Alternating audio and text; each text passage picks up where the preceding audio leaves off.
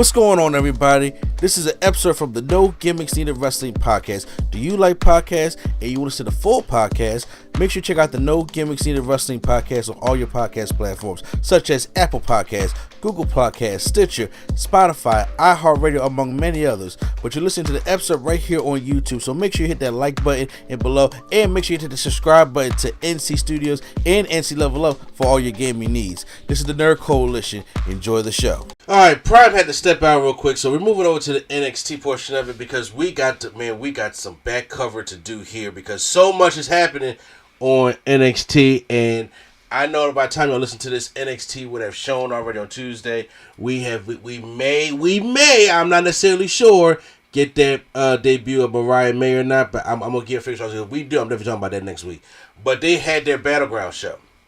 And I'm not doing a full review, I was just going over the matches real quick of what happened because the one big news thing that came out of there is happening in the main event. And with that being said, we had Sol Roca and Kalani Jordan out there had an opening match for the Women's Championship, the Women's North American Championship. Good matchup. First of all, I'm a fan of Sol Roca because she's great in the ring. And Kalani Jordan, like, these women are really athletic and really good. And that Soul Snatcher finisher that Sol Roca has is great. She did it like from the top rope this time and went back and flew and caught Kalani Jordan. It was a really good matchup. I want to see now because look, we've seen Kalani hold the belt numerous times, the North American Championship numerous times. So now I think it's time for her to probably go and challenge for the NXT Women's Championship, but she's not going to be a champion no time soon. JC Jane is a transitional champion. Okay, I said that earlier because what I think is happening is that they had to get the belt off Stephanie Vicure. And at first I was just like, why don't we give it to Jordan Grace? Now once again, I'm going ahead of myself because I didn't talk about that match yet. Honestly, let's get out the way right now. First off, real quick, they had a 6-man tag match. Hank and Tank and Josh Briggs took on was it the Colting or whatever Sean Spears calls his group. Sean Spears, Brooke Jensen, and Nico Vance. The Faces won that match. But they had Stacks taking on Tony D'Angelo. Stacks won that matchup. The rivalry continues between him and Tony D. But Stephanie Vicure had a championship match against Jordan Grace. And I was just like, okay, there were murmurings that she was coming up to the main roster. So I was like, well, just give the belt to Jordan Grace. And at first I was like, okay. Then when Jordan Grace lost the match, I was like, wait a minute. Why did Jordan Grace lost the match? And come to find out that there's talks that Jordan Grace is going to be coming up too. Because to be completely real with you, Jordan Grace didn't need to go to NXT at all. Okay, but it was like basically get her feet wet to help it, until they had probably something for her. But now there's talks about her going over to Smackdown. So I'm like, okay, if that's the case, then I understand why you didn't give it to Jordan Grace. And the other thing is because also you don't want to give it to anybody credible because once again, there's Jada Parker that's out there, there's Kalani Jordan that's out there. Even though she just lost, there's Lash Legend that's still out there. There's women that's out there that in this division that are primed for spot. There's Zari out there. She's been hanging out with Sol Roca, but I'm just like, but Zari is still out there. I still think that they need to do a little bit more with Zaria. There are women that are out there that can win that championship, but I was like, it doesn't matter who won the championship because Mariah May's getting that championship.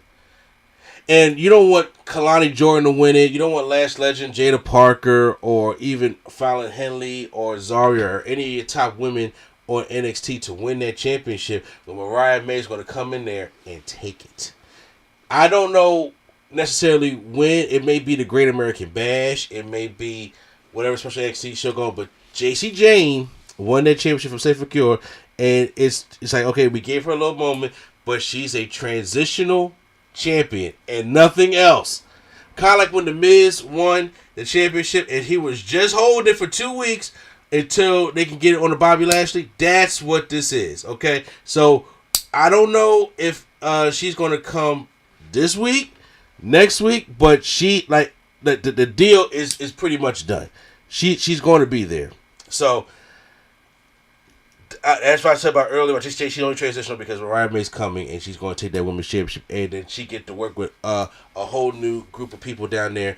And Tony Khan dropped the ball again with one of his top women's stars, and the way that Mariah May was done at Revolution, I felt as though her and Toni Storm should have had the main event.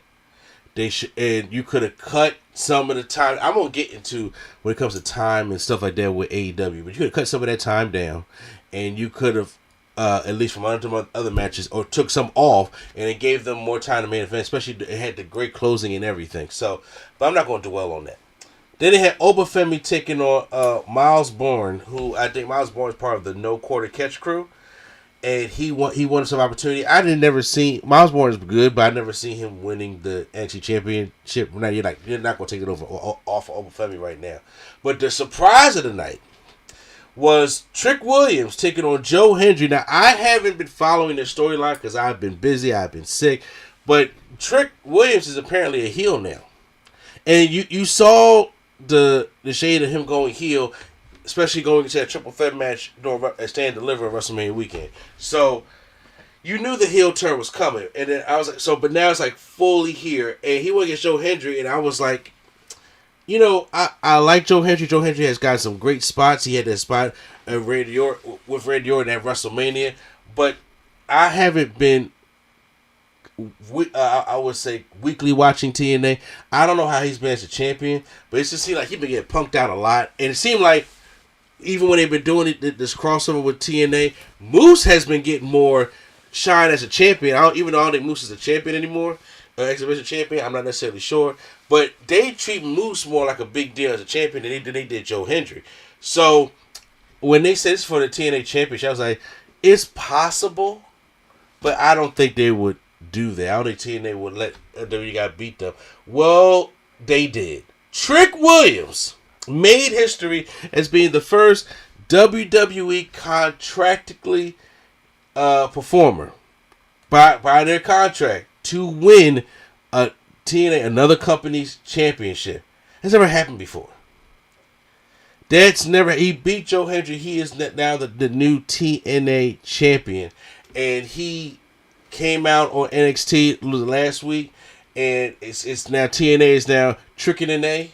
I was like, honestly, probably would have said tricking an ass, but you know what I'm saying. But it probably want to put that on there. But it looks like what's happening is that Mike Santana has really evolved. That's another one that Tony Khan lost also, because they had the Pride and Proud with him and Santana and Ortiz, I think, over there, and Santana has gone on his own. He has made a name for himself. He has built himself up in TNA. It's been great to see.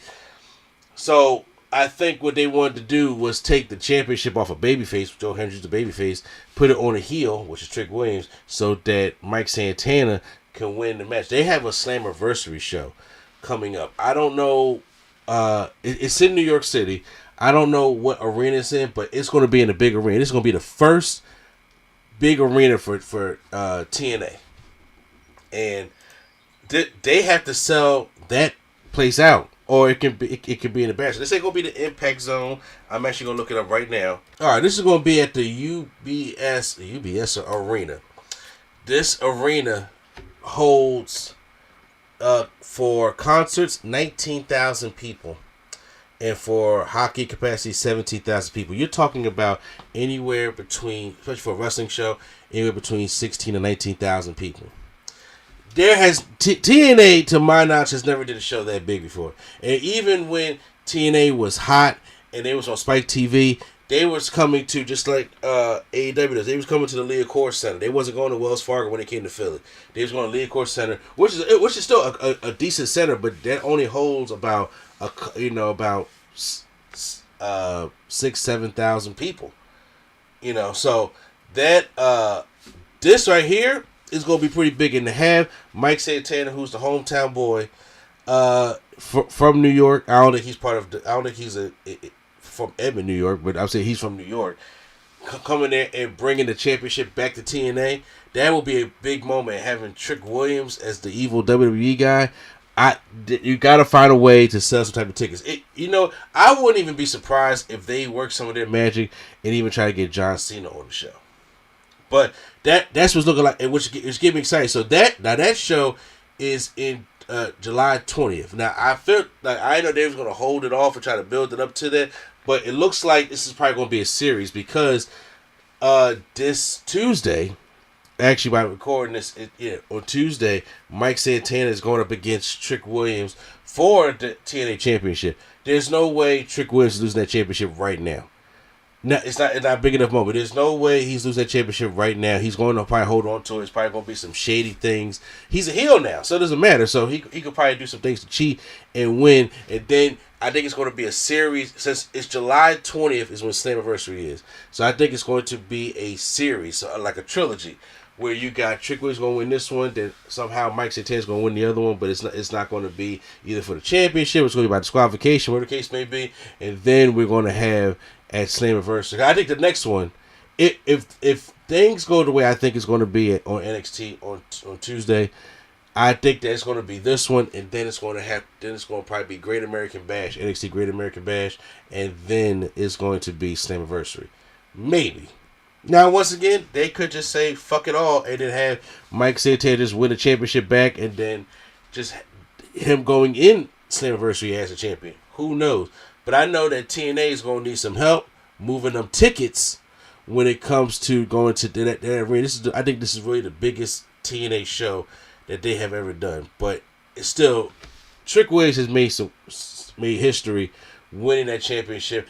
Like I said, at first I thought about it, but then I just quickly, took my mind off of it. But yeah, that is that's very impressive. I'm actually happy for Trick Williams also, because Trick Williams, even as a heel, so I think he's doing great work. I've been telling everybody, don't sleep on Trick Williams, and he's doing better right now than Carmelo is. And that's not to the fault that saying that Carmelo is not talented and he can't work on the mic, stuff like that. This is because of his booking.